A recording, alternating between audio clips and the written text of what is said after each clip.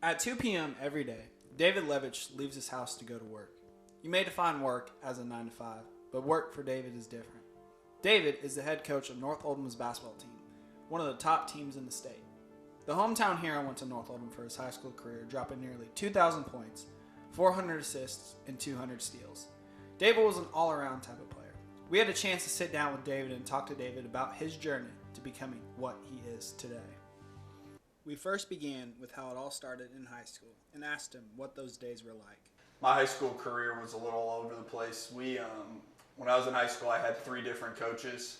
I started off with my freshman year, and then my sophomore and junior year, we got a new coach in, and then my senior year, we had another coach, and they were all very different. They all helped me in different ways. We had some pretty good teams when I was in high school. I loved my experience at North Oldham, but the play style with all my coaches was it was all over the place, to be honest. I had good teammates. We had some good players. Like I said, we made some good runs in regions. But overall, I loved the school, and basketball here was great in North Oldham. We then followed up with a question asking, when did you realize that you wanted to play at the next level? I always, growing up as a basketball player, you always want to play at the next level. And when I was in high school, I was on a pretty high-level AAU team. We had 5 Division I players on our team, so we were playing at all the big tournaments. And around my sophomore and junior year, I started to get recruited a little bit, and from there, I just decided that I was going to go that route. I had a few offers out of high school. Ended up obviously going to U of L, but I had a lot of good opportunities. AAU really helped, as it helps most kids these days in recruiting. So, that was the route I went. Growing up, I always wanted to play in college. Now forwarding to his college career, we asked him, what was it like to getting to play at University of Louisville and being coached by one of the greats in Rick Pitino? Coach Pitino, he brought it every day. I know a lot of kids these days see his videos on Twitter with his intensity. You lived that for 4 years. We had such good players when I was at U of L. I think I played with 7 NBA guys. Terry Rozier, Donovan Mitchell. Played with so many talented players. We had good runs. We made the Elite 8 one year, missed a free throw to go to the Final Four. So we made deep runs in the NCAA tournament. That was fun. But Coach Pitino, his intensity was so if you didn't bring it each day, you were never going to get.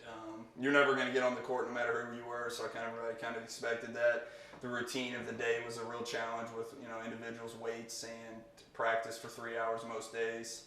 Practice on Christmas, all that kind of stuff. But everybody got used to it. It was a great experience. I learned so much that's helped me in my coaching career now. Then followed up by asking, do you have any stories that you still remember from your college playing days? I have a lot of stories. A lot of them I can't tell on camera. Just the intensity and the guys you played with every single day was a challenge. It was fun. There were so many good memories off the court as well with my teammates and, going to all the fun places, the Bahamas or whatever it was. We played at so many good tournaments. We played at Madison Square Garden multiple times, NCAA tournament, like I mentioned. There's so many stories I could tell, funny stories about individuals, practice, whatever, whatever coach said that was funny. But there's none that really stand out that I could probably sit here and tell. You learn so much in college, especially playing under him.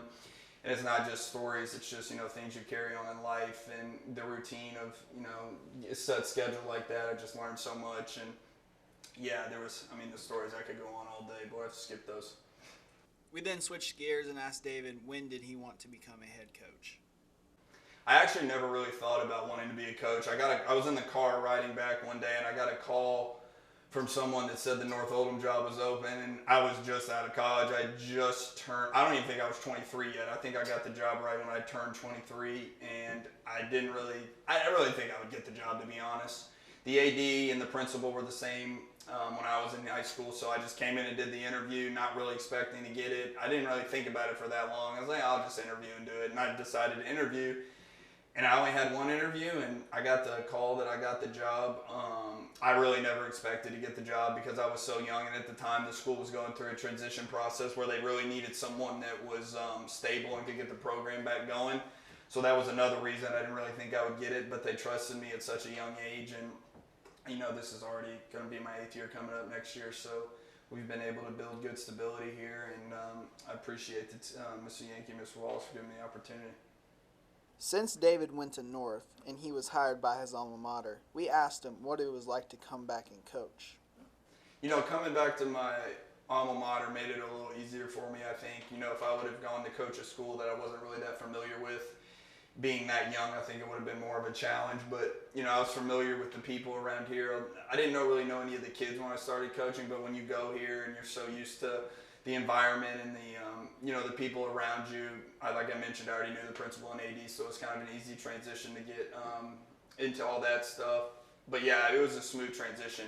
We weren't very good my first year, but after that, we started to build some stability, got some really good players at a young age. To build off his solid resume of his coaching career so far, we asked him what has been the greatest experience in your high school coaching career.